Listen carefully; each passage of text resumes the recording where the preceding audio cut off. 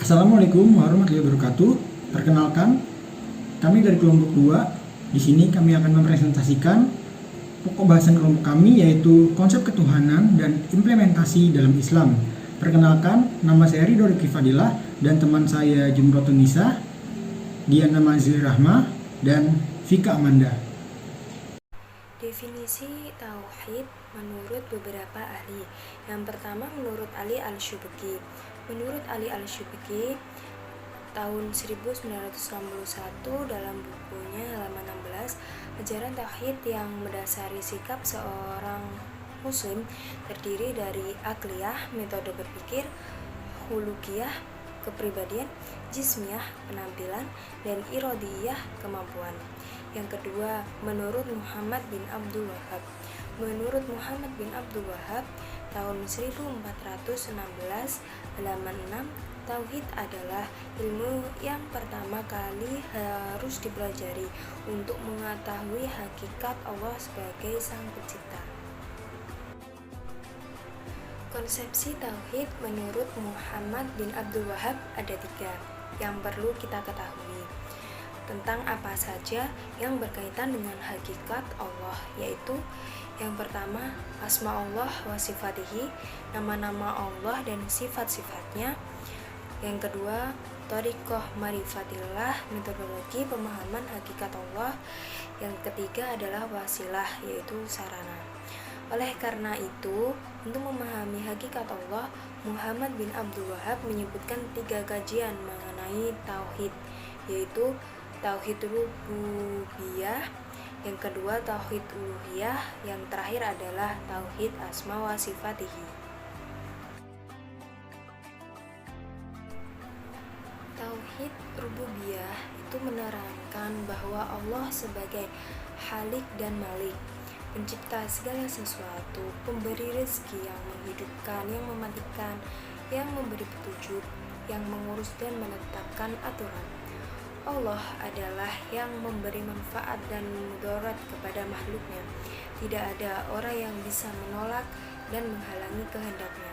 Keyakinan seperti ini bisa dikatakan tauhid bila telah bersaksi tidak ada Tuhan selain Allah, dan Allah adalah yang berhak disembah tanpa mempersekutukannya dengan sesuatu.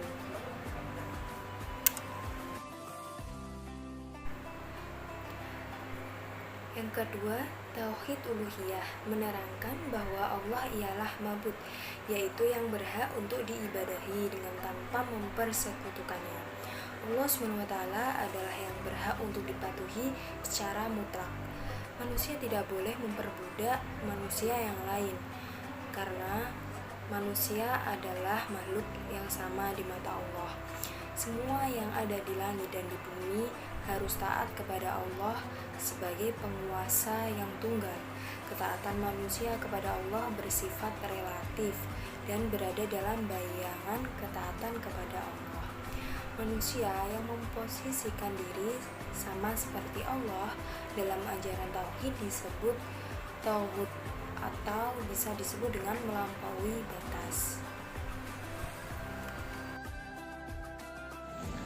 Baik, selanjutnya ada tauhid asma wa sifatihi, bahwa Allah memiliki nama-nama dan sifat-sifat yang baik.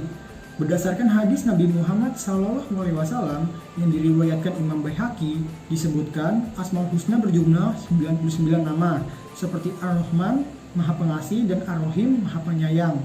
Adapun sifat-sifat Allah seperti Al-Hayyah, Al-Ilm, Al-Rodoh, Al-Qudroh, Al-Ikhtiyar, Al-Wahdah, Al-Samiyah, dan Al-Kalam adalah pekerjaan Allah yang bersumber dari ilmu dan kehendaknya, tersusun dalam hukum alam dan rahasianya yang tidak terlepas dari hikmah dan kehendaknya.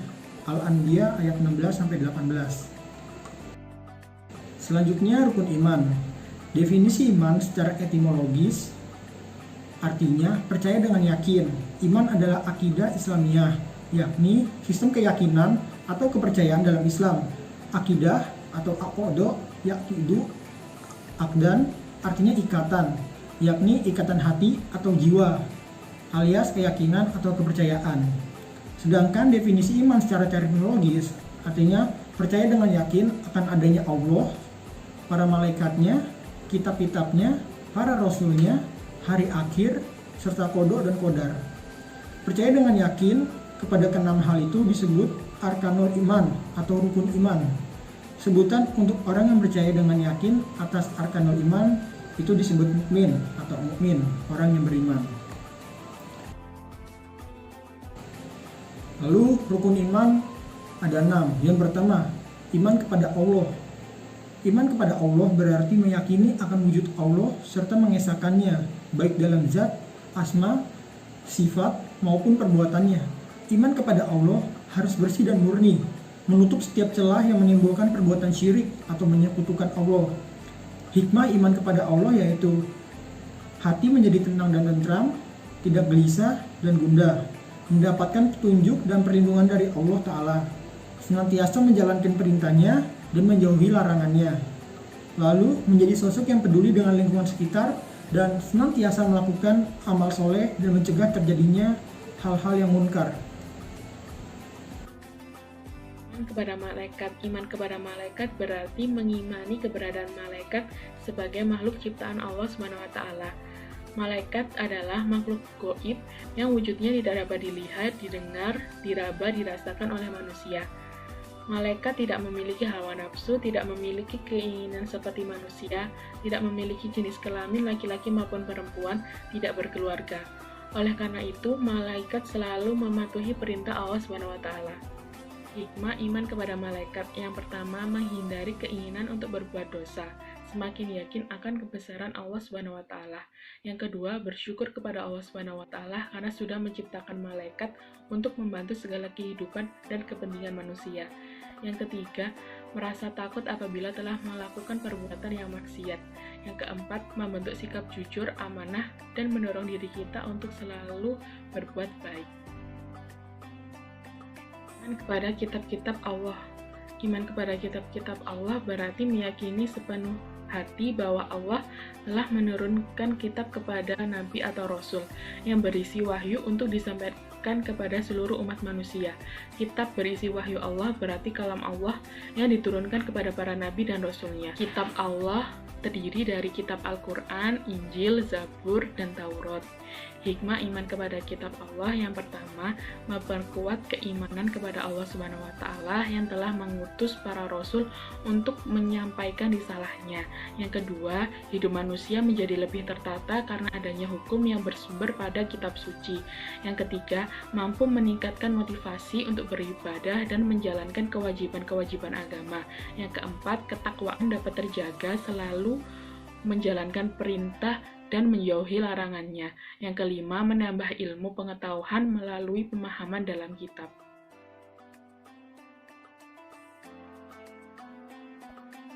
Iman kepada Nabi dan Rasul. Iman kepada Nabi dan Rasul berarti meyakini dengan sepenuh hati bahwa Nabi dan Rasul itu benar-benar utusan Allah yang ditugaskan untuk membimbing umatnya ke jalan yang benar agar selamat dunia dan akhirat. Nah, iman kepada Nabi dan Rasul. Yang pertama, menjadikan kisah para Rasul sebagai pelajaran bagi kita. Yang kedua, menguatkan iman kita.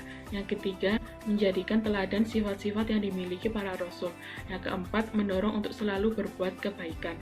Yang kelima, sebagai penguat dalam menegakkan agama. Iman kepada hari kiamat. Iman kepada hari kiamat berarti mempercayai segala hal yang hidup pasti akan mati. Segala bentuk kehidupan di muka bumi ini akan berakhir suatu hari nanti. Sesungguhnya hari kiamat itu pastilah datang. Tidak ada keraguan padanya dan bahwasannya Allah membangkitkan semua orang di dalam kubur. Quran Surat Al-Hajj ayat 7. Iman kepada hari kiamat. Yang pertama, menjauhkan diri dari segala hal yang buruk dan maksiat. Yang kedua, siap menghadapi kematian dan hari akhir. Yang ketiga, meningkatkan ketakwaan kepada Allah SWT. Yang keempat, tidak kikir dalam berinfak. Rukun iman yang keenam yaitu iman kepada qada dan qadar. Iman kepada qada dan qadar berarti percaya dan yakin sepenuh hati bahwa Allah Subhanahu wa Ta'ala mempunyai kehendak, ketetapan, kepuasan atas semua makhluknya, termasuk segala sesuatu yang meliputi semua kejadian yang menimpa makhluk. Hikmah beriman kepada qada dan qadar. Yang pertama, mendorong anak pada sikap yang seimbang antara optimisme dan tawakal. Yang kedua, melatih diri untuk lebih bersyukur dan bersabar kepada Allah Subhanahu wa taala. Yang ketiga, mendekatkan diri kepada Allah Subhanahu wa taala. Yang keempat, melatih seseorang menjadi orang yang giat berusaha, optimis, dan tidak cepat putus asa, dan dapat menenangkan jiwa. Implementasi akidah dalam kehidupan. Yang pertama, akidah di dalam individu. Implementasi akidah dalam individu berupa perwujudan 6 rukun iman dalam kehidupan manusia. Contoh penerapannya adalah melaksanakan perintah Allah dan menjauhi semua larangannya, merenungkan kekuasaan Allah Subhanahu wa taala, berbuat kebaikan karena tiap gerakan kita diawasi oleh Allah dan malaikat, mengamalkan ayat-ayat Al-Qur'an, menjalani risalah Nabi, dan bertindak sepenuh perhitungan agar tidak terjadi kesalahan, serta berikhtiar sebelum bertawakal. Yang kedua, akidah dalam keluarga. Akidah dalam berkeluarga mengajarkan kita untuk saling menghormati dan saling menyayangi sesuai dengan ajaran Islam. Contoh implementasi akidah dalam keluarga adalah salat berjamaah yang dipimpin oleh ayah dan berdoa sebelum melakukan sesuatu. Yang ketiga, akidah dalam kehidupan masyarakat. Akidah merupakan unsur yang sangat penting dalam hidup bermasyarakat karena dapat menjaga hubungan baik dengan manusia lain. Hal ini bisa diwujudkan dengan berbagai cara, antara lain dengan saling menghargai satu sama lain sehingga tercipta suatu masyarakat yang tentram dan harmonis. Contoh implementasi akidah dalam kehidupan bermasyarakat adalah tolong-menolong, toleransi, musyawarah, bersikap adil, menyadari bahwa derajat manusia itu sama di depan Allah dan yang membedakannya adalah nilai ketakwaannya. Yang keempat, akidah dalam kehidupan bernegara. Setelah tercipta akidah di suatu masyarakat, maka akan muncul kehidupan bernegara yang baik dengan masyarakatnya yang baik pada negara itu sendiri. Tak perlu lagi menjual tenaga rakyat ke negara lain, karena rakyatnya sudah memiliki sumber daya manusia yang tinggi berkat penerapan akidah yang benar. Apabila hal ini terlaksanakan dengan baik, maka negara tersebut akan memperoleh kehidupan yang baik pula. Dan semua warganya akan hidup layak dan sejahtera. Sekian, wassalamualaikum warahmatullahi wabarakatuh.